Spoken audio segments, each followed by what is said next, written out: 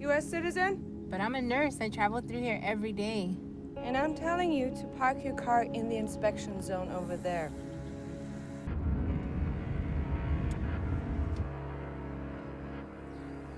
I'm here to defend my country, and I'm proud. And you've got no balls.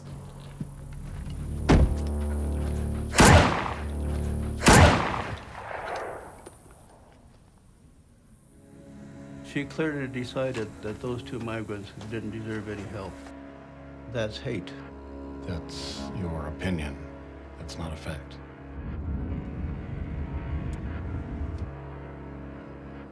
Je suis surpris parfois de cette ambiance de peur. Il y a une peur, alors là particulièrement dans ces régions, mais pas seulement.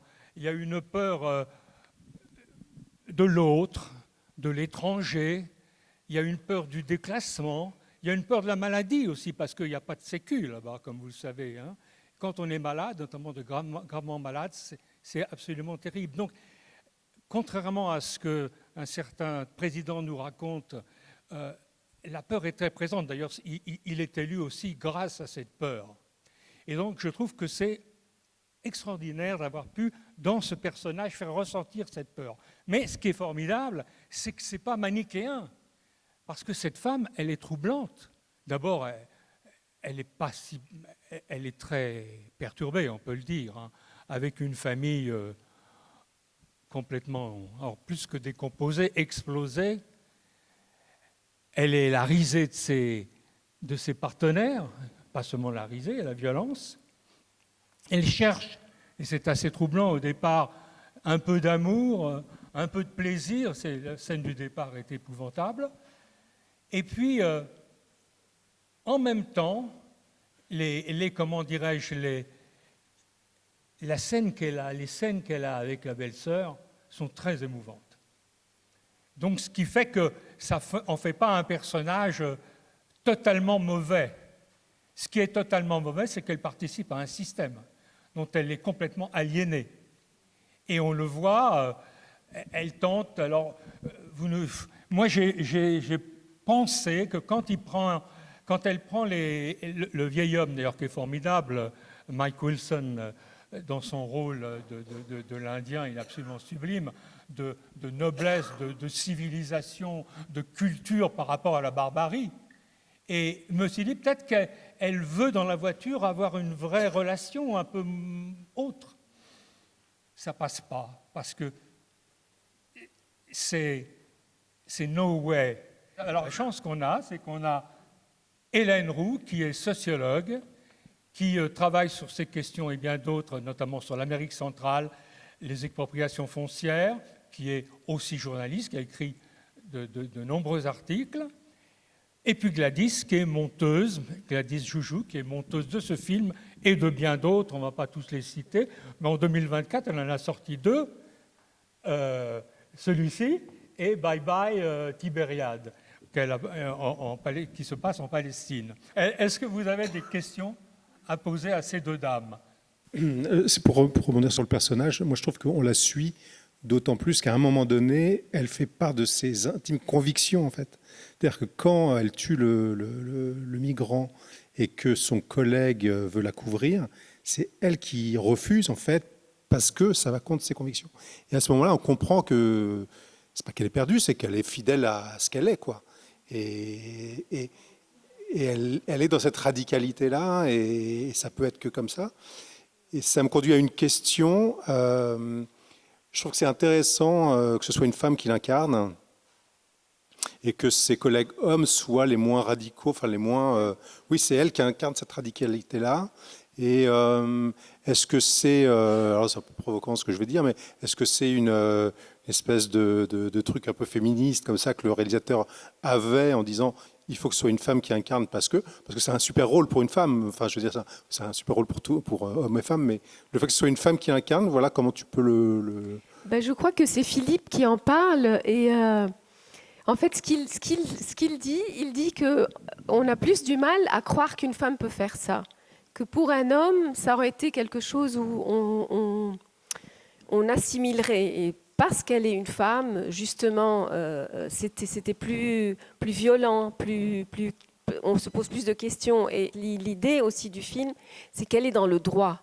C'est comme ça, elle tue, elle est dans le droit, elle défend sa nation, elle défend tout ce en quoi elle croit. Donc c'est elle, comme tu dis. Mais quelque part, il a voulu, ou en tout cas le film essaye d'aller dans des failles, mais ça marche pas. Elle est dans son monde, elle peut pas s'en détacher. Oui, alors moi je voulais juste ajouter quelque chose par rapport à ce que tu as dit tout à l'heure. C'est l'Amérique qui a peur, mais qui a peur en fait? Enfin, moi j'ai pas l'impression que cette femme elle a peur en fait. Enfin, de quoi elle aurait peur? Ceux qui actuellement ont peur, ce sont les centaines de milliers de personnes qui sont dans une situation très précaire et qui ont peur de sortir de chez eux et qui ont peur d'être raflés dans la rue, dans les commerces. C'est eux qui ont peur. Ce sont ce grand-père et son petit-fils qui eux, en fait, ont une vision tout à fait différente du territoire, hein, parce qu'aussi, il s'agit de... quelle est leur vision du territoire, en fait? Bon, alors eux, voilà, ils ont leur vision du territoire et s'oppose à cette vision du territoire une espèce de vision de conquête de la part en fait, d'envahisseurs, parce qu'il faut quand même rappeler que les départements, enfin les États du sud des États-Unis ont été mexicains pendant très longtemps. Bonjour, je voudrais juste savoir si ce film a été montré aux États-Unis et si c'est le cas, quel accueil il a reçu là-bas. Alors, il a été montré à Tucson, là où ils ont tourné, mais il n'est pas sorti aux États-Unis. Pour quelles raisons? Bon, moi, je crois que ce film a été mal distribué. C'est comme ça. Il faut avoir quelqu'un qui s'en occupe. Mais comme le montage déjà du budget a été difficile, et puis il y a eu beaucoup de distributeurs qui, pour être sincère, c'était l'accent de Vicky qui les dérangeait, parce qu'il disait elle n'a pas un accent américain. Mais je pense que c'était une raison pour... je ne sais pas, il y a eu un mystère sur le film. Pourquoi il n'est pas sorti? Peut-être aujourd'hui il peut, mais qui va le suivre? Je ne sais pas. Je voulais savoir ailleurs, où est-ce qu'il a été montré, où est-ce qu'il a été distribué le film, parce que c'est vraiment un film très fort et d'actualité qui va susciter la discussion, la réflexion. Donc c'est important de savoir... quel est son parcours? Il est sorti en Belgique parce que le réalisateur est d'origine belge et puis c'est une production belge essentiellement. En fait, la France n'est pas... Bon, ça c'est un autre sujet. C'est comme la France ne faisait pas partie, c'est ça aussi qui est la difficulté de sa sortie en France. Il a été, je crois, en Europe, il a pas mal circulé. Mais pas des vraies sorties, c'était des accompagnements, des projections comme ça. Et puis il y a eu la sortie dernièrement en décembre à Paris, mais c'était aussi Noël, je sais pas, c'était un mauvais moment. Il aurait dû sortir peut-être maintenant, après les élections. Ouais. Je vais poser une question à Hélène pour revenir un peu au terrain. Je vous parlais tout à l'heure d'un article, enfin d'une intervention que vous aviez faite à Culture Monde sur le mur de Trump en 2019. C'était le premier mandat de cet individu. Et 5 ans se sont passés. Et où ça en est? Quels sont, avec cette nouvelle administration, quel va être l'avenir pour non seulement les Tohono O'odham, mais pour tous les migrants qui sont là, dans ce coin et ailleurs? Une vaste question. Enfin, si vous m'aviez invité à commenter ce film avant les élections états-uniennes, peut-être j'aurais dit autre chose. où j'aurais introduit la chose différemment. Ce qui est certain, c'est que au-delà du cas individuel qui nous est présenté, en fait, effectivement, c'est un système, et c'est un système qui, là, ces derniers temps, s'emballe totalement. C'est-à-dire que, en gros, ce qu'on voit dans le film, avec quand même un certain nombre, disons, de tout petits garde-fous, où il est question de respecter la loi, les gens qui connaissent leurs droits. Là, on est dans une situation qui, alors avec, la loi étant violée sans arrêt, je ne veux pas dire que... mais là, on est dans un système de violation de la loi et des droits qui s'est complètement institutionnalisé et qui là, en fait, ce que ça raconte, c'est une histoire d'impunité. Mais il y a un délit qui est commis, en fait. Et actuellement, ce qu'on voit, ce sont des mécanismes de barbarie pure qui ne sont même pas dans l'impunité, puisque ce n'est plus considéré comme un délit. Par exemple, depuis donc l'arrivée de Trump au pouvoir, enfin de la nouvelle administration, il y a des vols qui partent sans arrêt des États-Unis et où on envoie des gens menottés et dans des conditions absolument incroyables, quoi, dans leur pays d'origine, voire dans d'autres pays qui ne sont pas leur pays d'origine.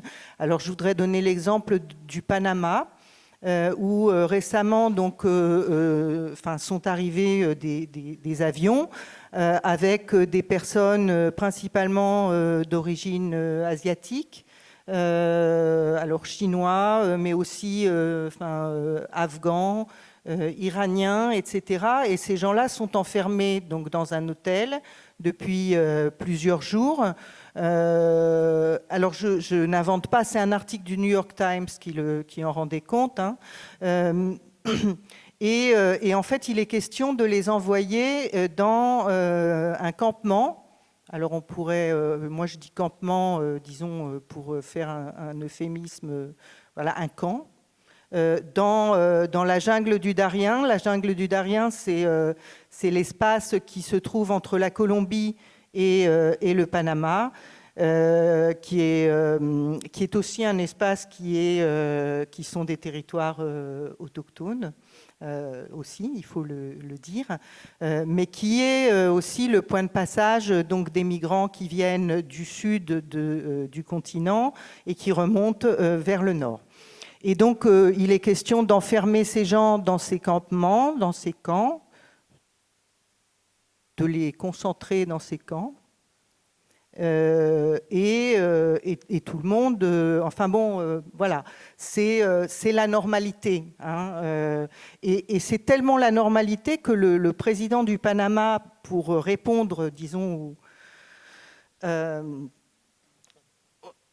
aux accusations qui lui sont faites d'atteinte aux droits humains, a dit, mais en fait, ces camps existent depuis longtemps, mais en fait, c'était pour accueillir les gens qui viennent dans l'autre sens, c'est-à-dire du sud vers le nord.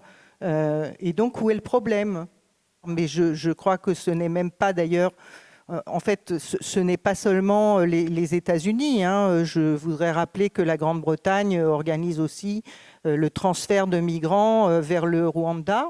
Rwanda qui est en train aussi d'envahir, qui mène une guerre contre la République démocratique du Congo. Donc, bon. Et justement, si on veut continuer sur cette question de la peur, en fait, bon, c'est aussi un argument qui est utilisé ici. Qu'on se rappelle, la France a peur, bon, et qui légitime ou qui excuse ou qui permet d'interpréter, de donner une interprétation sur la la direction que prend la direction politique que prend un pays comme la France ou un pays comme l'Allemagne, et qui justifie en fait sans s'interroger beaucoup plus loin sur la montée en fait d'opinions fascisantes. Il faut quand même comprendre que l'argument de les gens ont peur, je pense que c'est à nous de un peu aller au-delà et dépasser ça et essayer de comprendre les choses autrement. Par exemple, et même si on regarde le Mexique voisin, qui est un pays extrêmement violent, avec des problèmes terribles liés au narcotrafic, etc. Les gens se s'arment pas de cette façon-là.